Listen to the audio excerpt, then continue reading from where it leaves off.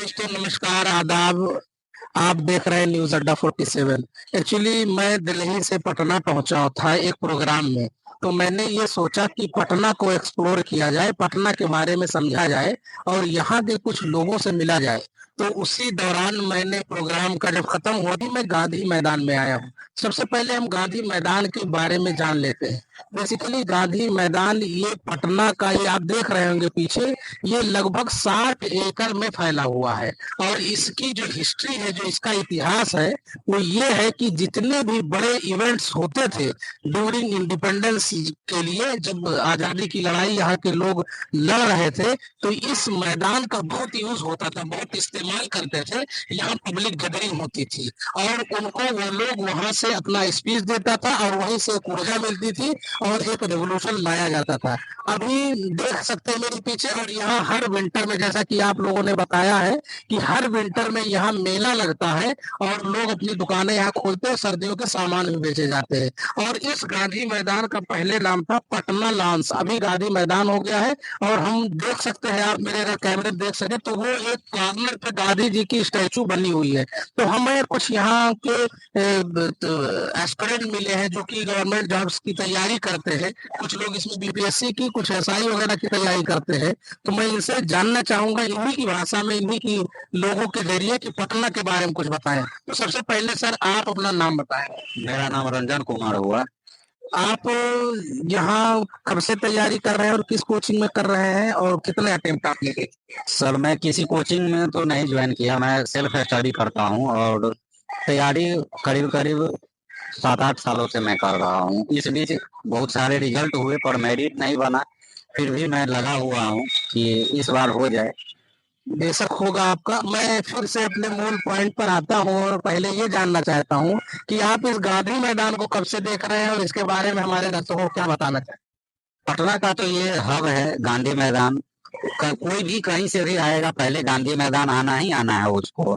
तो जब से हम लोग यहाँ पे रह रहे हैं, 2018 में हम पहले यहाँ आए हैं इधर तैयारी करने के लिए। ऐसे पहले हम दिल्ली भी रहे थे, तो तब से हम यहाँ गांधी मैदान संडे को मिलने के लिए दोस्त लोग से आते हैं। और बीच में एसआई का भी मेरा एग्जाम था तो दौड़ने के लिए प्रत्येक दिन यहाँ आते ही थे। सर आपका क्या नाम है और आप हमें स्पेशली पटना के कुछ मेमोरी शेयर करना चाहें जब से आप तैयारी कर रहे हैं, और क्या यहाँ अच्छाई है, क्या कमी है, क्या सुधार किए जा सकते? जी, सबसे पहले मैं बताना चाहूँगा, मेरा नाम परिणव कुमार है।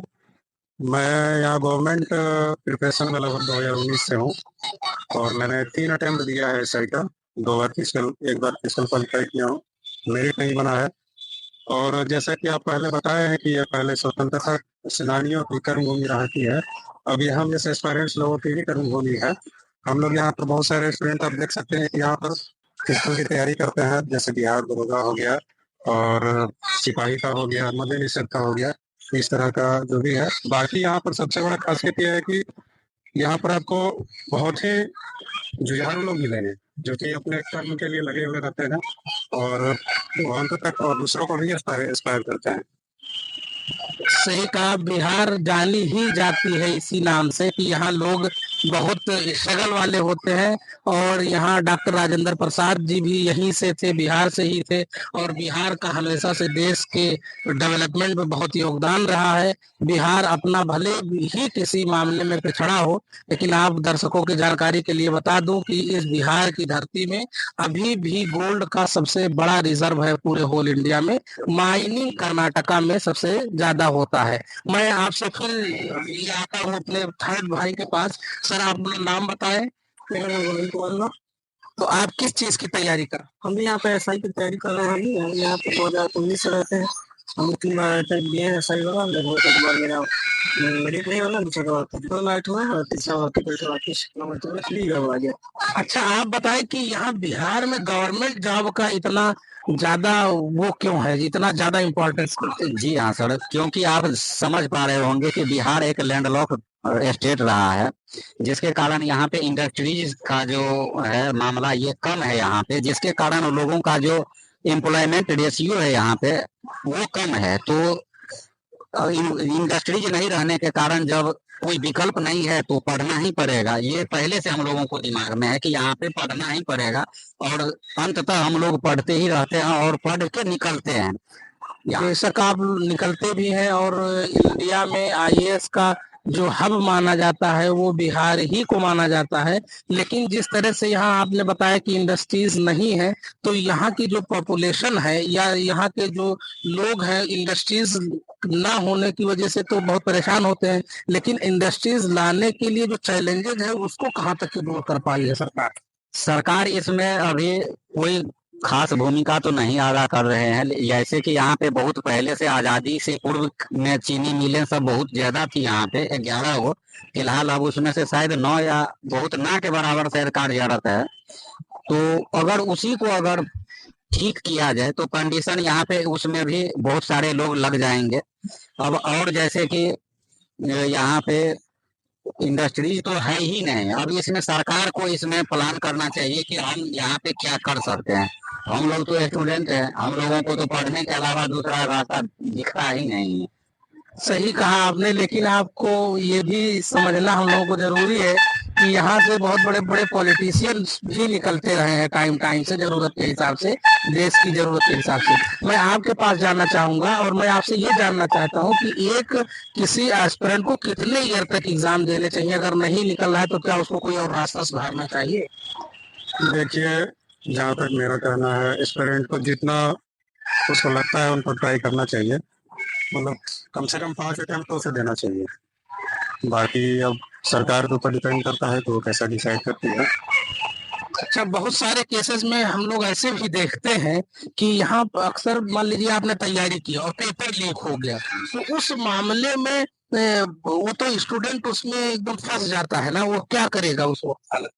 क्या करना चाहिए उस पीरियड में? दूसरा कोई तो ऑप्शन तो है नहीं, आदमी तो सिर्फ सेल्फ स्टडी कर सकता है, दूसरा तो क्या दिक्कत नहीं कर सकता। मैं इस पर आपसे जानना चाहूंगा कि पेपर लीक का एक बहुत बड़ा इशू है इस देश में। मतलब आरओ का भी हुआ, यूपी में भी हुए और यहाँ भी हो जाते हैं। तो जो पेपर लीक्स होते हैं तो उसमें बच्चा बहुत परेशान हो जाता है, वो पूरी साल मेहनत किया। उसके बारे में आप क्या कहना चाहेंगे और क्या डिमांड? देखिए, इसमें डिमांड की कोई बात नहीं, सरकार इस पे संज्ञान ले रही है। जैसे कि आपको पता होगा झारखंड स्टेट में इस पे बहुत ज्यादा मतलब कड़ाई से इस पे काम किया गया कि जो अगर क्वेश्चन आउट करेगा, अगर पकड़ा जाएगा तो उसको लंबे समय के लिए जेल में भी भेजा जाएगा, और बहुत ज्यादा अमाउंट में उसको पैसा का भी मतलब भरपाई करना पड़ेगा। ये संज्ञान लिया गया झारखंड स्टेट में, और धीरे धीरे इस चीज को हमारे हिसाब से सारे स्टेट में धीरे धीरे यह इम्प्लीमेंट हो जाएगा। और इस कारण से यहाँ पे जितने भी तैयारी करने वाले लोग हैं उसको कहीं ना कहीं आपको इस चीज से बेनिफिट मिलेगा, और आने वाले निकट में फिर क्वेश्चन और चाहे पेपर लीक जो भी हो रहा है उस चीज पे हम लोगों को कंट्रोल मिलने को देख लेंगे हम लोग कि कंट्रोल हुआ है यहाँ पे, कि पेपर लीक अब नहीं होगा। बहुत सही कहा आपने। फिर हम यही चलते हैं और आपसे ये जानना चाहते हैं कि जो पटना में कोचिंग इंस्टीट्यूट्स हैं, तो उसमें बहुत सारा लोग होता है जो एग्जाम क्वालिफाई नहीं कर पाता है, तो उसके लिए वो भी अपॉर्चुनिटी होती है कि अपने कोचिंग्स वगैरह ओपन कर सकते हैं या उसमें पढ़ा सकते हैं। तो इसको आप किस तरह से देखते हैं? क्या इस फील्ड में जाना चाहिए? जी देखिए, ये तो बहुत ही अच्छा बात है कि अगर कोई विद्यार्थी अगर एग्जाम मतलब क्वालिफाई नहीं कर पाता, एज ए कैरियर उसको इस क्षेत्र में जाना चाहिए, क्योंकि उसके पास एक एक्सपीरियंस है। वो जितने भी नए एस्पायरेंट्स हैं उनको गाइड कर सकता है। इसका तो मैं समर्थन करता हूँ। मैं आपसे ये जानना चाहता हूँ कि आप मुझे पटना के बारे में कुछ बताएं। पटना की क्वालिटीज, इसके स्पेसिफिकेशन और इसकी जो कमियां हैं, इसमें ट्रैफिक का क्या मसला है, और सारे ओवरऑल चीजों को मुझे थोड़ा बताएं पटना के बारे में। देखिए, जैसे कि आप जानते हैं प्राचीन काल से ही इतिहास गवाह रहा है। बिहार की भूमि जो है, यहाँ पे गौतम बुद्ध, महावीर, सारे और कर्मठ जुझारू लोग यहाँ पे पैदा हुए हैं। बहुत बड़े बड़े कवि भी यहाँ पे हैं। तो ये बिहार जो है बहुत ही कर्म भूमि रहा है। और यहाँ पर आपको सबसे पहले प्राचीन, आपको तो गौतम बुद्ध के बारे में आपको बता ही दिए कि जन्म भले ही उनका हुआ था नेपाल में, लेकिन उनको ज्ञान की प्राप्ति के लिए बिहार का गया यहीं आना पड़ा था और यहीं से ज्ञान की प्राप्ति हुई थी। तो हम लोग वो राज्य में है जहाँ से गौतम बुद्ध को ज्ञान की प्राप्ति हुई थी।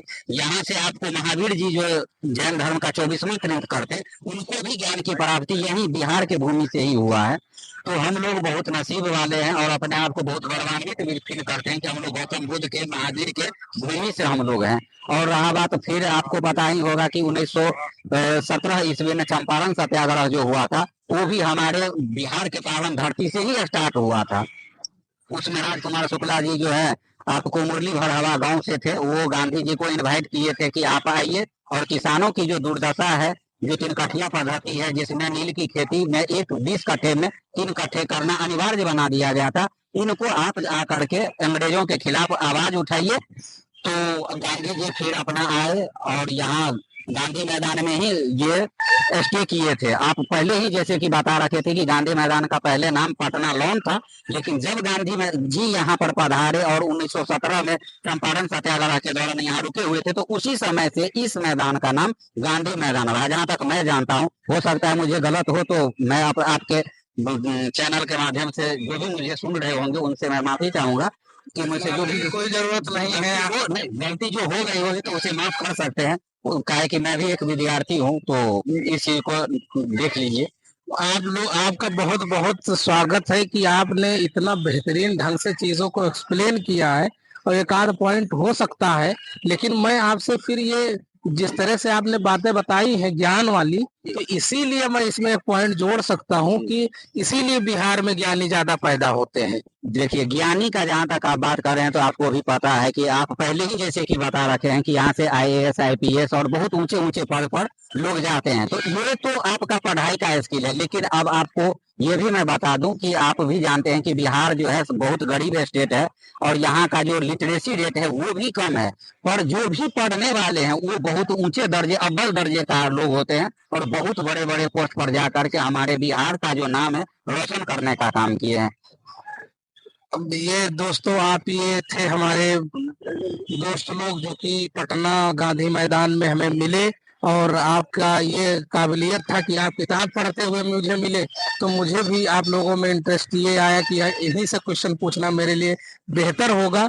तो हम पटना के गांधी मैदान में हैं और इन यही 3 लोगों से हमने कुछ बातें की हैं। आप लोगों का बहुत बहुत स्वागत करता हूं कि आप लोग हमें देख रहे हैं। और मैं ये आपको बताना चाह रहा हूं कि यहीं से बड़े बड़े रेवोल्यूशन लाए गए इसी मैदान से। और यहाँ के जो बिहार की धरती है, यहाँ बहुत बड़े बड़े काबिल लोग भी गुजरे हैं, जैसे डॉक्टर राजेंद्र प्रसाद और भी बहुत सारे लोग रहे, जयप्रकाश नारायण। और जयप्रकाश नारायण का जो मूवमेंट स्टार्ट हुआ था उसमें इस गांधी मैदान का बहुत अहम रोल रहा है। यहाँ से उन्होंने मूवमेंट आ करके यहाँ लोगों को बताया था, प्रोग्राम करते रहे थे। तो जितने भी बड़े और कोई प्रोग्राम ऑर्गेनाइज होते हैं पटना में, तो वो गांधी मैदान में ही होते हैं। मैं आप सबको फिर से रिक्वेस्ट करता हूं कि आप मेरे चैनल को सब्सक्राइब कर लें और हमें ऐसे ही यूनिक जगह एक्सप्लोर को मैं जहां पहुंचूंगा वो भी आपके साथ शेयर करता रहूंगा। Thank you very much.